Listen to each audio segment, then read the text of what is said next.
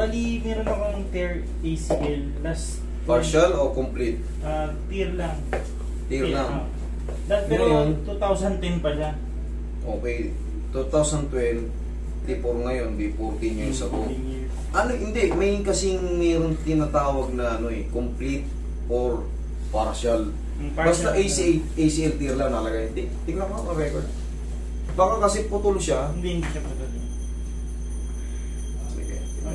Ito yung MRI ko last year. Kasi last year lang din ako nag-self lang din ako eh. Minimal joint effusion that can still be within psychological limits. Complex tear of the posterior horn and the medial meniscus. Okay, partial thickness tear. Okay, partial lang pala, okay. On the ACL.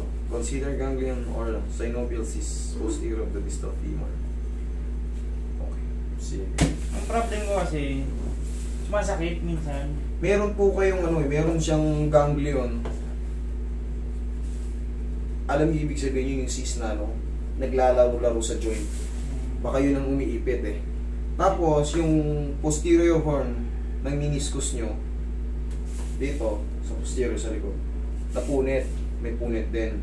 Tapos, yung ACL mo, partial lang naman. Pero sa tagal ng panahon, 14 years ago, maaring naghilom na yun, todo nang naghilom yun. Ang consequences lang yan, maaring siyempre, hindi naman hindi naman yan mapupunit kung hindi lumihis. Kasi, kasi kung hindi mo yan na gano'n or natapilok, hindi mapupunin, hindi magkakaroon ng partial tear yan. Gumanto siya eh, nagbabasketball na siya. Pumaling dito siya. Pumalog ng gano'n. Kasi nasa loob yun yung ACL, tapos yung dito kasi, ito posterior to dito. Posterior sa likod. Ang nadali sa'yo, dalawa, dito tsaka yun. Pero, yun nga, sabi ko maaaring mag-heal na yun. Ang iibig dyan, yung ganglion cyst sa gitna. Yun ang makikita ko Pero yung inuusog-usog lang, gumagalaw yun eh. Yan naman hindi yan siya totaling sobrang sakit. Hindi yan totaling day by day masakit. Nakaupo ako, pagtatayo ka, yun, medyo may Yun lang. Ika-ika ka muna, tapos mawala na. Sige, upo ka. Tingnan nyo natin. Paano upo? Tingnan mo gano'n, ipitin mo na gano'n. Ito.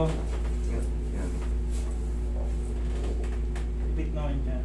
Pero may pain siya. Tayo. Kunti. Yan. Sabi ko sa'yo, hindi. Kumbaga, bearable siya. Kasi kung punit ngayon yung ACL mo, hindi mo maano yan. 2010 siya, mga 1 year ako nakalak to. Hindi ko siya matutunan. Kaya nga sabi ko sa'yo, kaya kung hindi pa nag-heal yan, malamang dun yan sa ganglion cyst.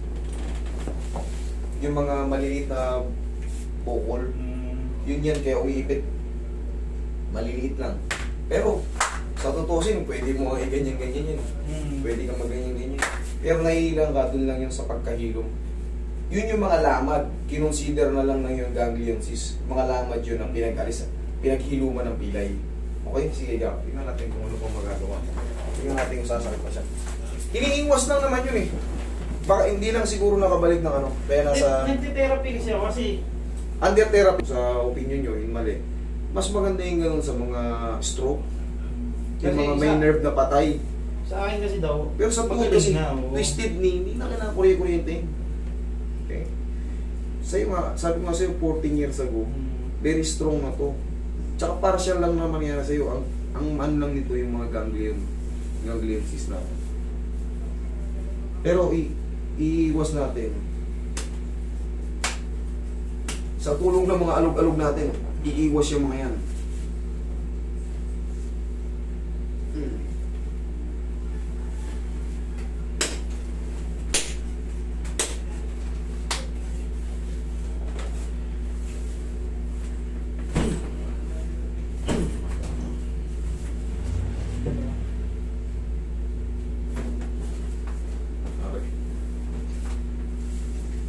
Minsan, pag masakit yung dito ko, liligo ako sa motor.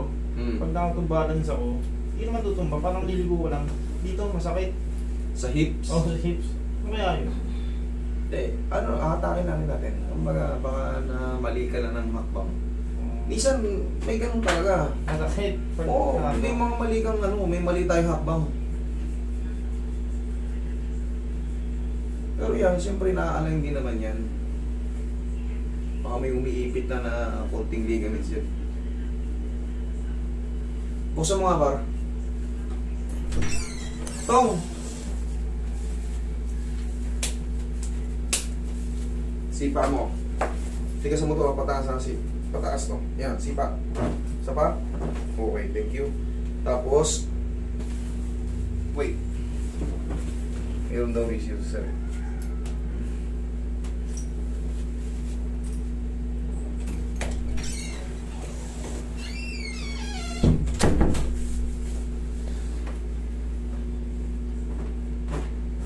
Tagilid ka, sir.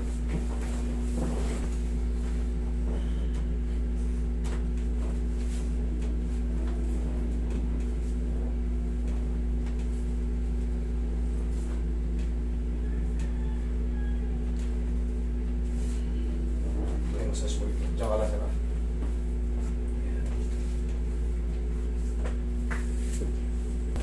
Mag-run ka dyan, magkatatalon ka dyan. Ipit-ipiti mo, tingnan mo. Yan lang may kain pag ganito. Sige. Meron. Goodness. May ano ba rin siya konti. The same or konting-konting na lang? Konti na lang. Konti na lang o 3 to 4 days, sir. Wash out na yan. Ganun lang yun, iniiwas-iwas tayo siyempre. Sabi ko nga sa inyo, magaling na yung isel mo kasi kung hindi ka kagaya nung sa naramdaman mo dati, hindi mo parang nakalak. Pero yan, pag gumaling na siya, wala, magiging gano'n. Ang nangyayari lang dyan, yung ganglion cyst nga lang, yung alam mo yung pilay na gumaling? Oo. Sige, testing. Gagawin mo lang dyan pag may sumakit, ganito ka. Kasi na-adjust naman eh. Titigas mo to. Ganun lang.